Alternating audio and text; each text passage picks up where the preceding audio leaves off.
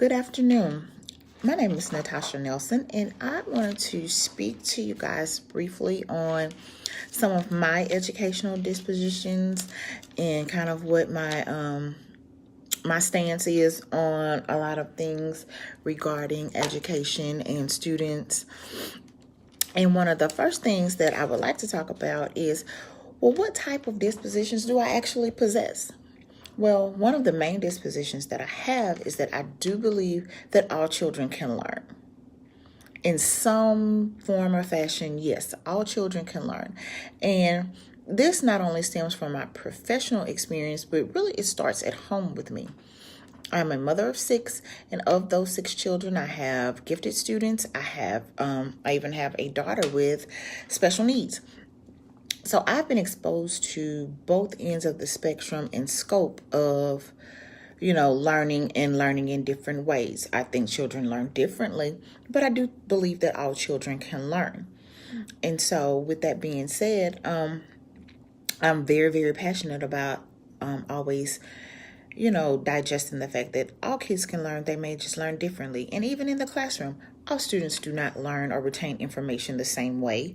So that doesn't mean that learning is not occurring. So I do believe, yet again, all students can learn. All children can learn. Another disposition that I have is that I do believe in the importance of diversity and cultural differences to be recognized and respected in the classroom. Now, I say this because cultural differences can answer a lot of questions for you as a teacher. The way children embrace learning or embrace authority figures can stem from their cultural backgrounds. Certain cultural backgrounds have high regard or low regard for certain areas and topics. And these things are very important in helping the teacher to understand, where the student is coming from. So what we may think of as being something totally disrespectful is actually just a cultural thing that is not meant in disrespect. Thus, kind of bridging the gap in understanding each other.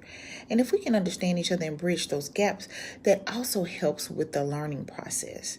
So absolutely, I think that the cultural influence is important, and it helps to bridge, a lot of gaps.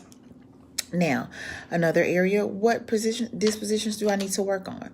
I do struggle with, I make good judgments. However, sometimes I have an inner conflict with what is ethical and what is legal. Because some things that are legal may not be ethical, but some things that are ethical could not be legal. So I'm always in conflict with that, and I have to learn to stick with the policies and procedures of the schools that I work with, as well as the students, and also make sure that I am looking at helping to benefit the child, but stay within the realms of the rules. So that is something definitely that I, as a graduate student, will be working on. And finally, what does a professional educator look like? I think a professional educator looks like a person who doesn't run away from change. Education is ever changing all the time. There are new intricate things to learn and to do and to help you grow. So I think to be a professional educator, there has to be a person that's willing to kind of move with the punches, learn and grow and develop right along with the student.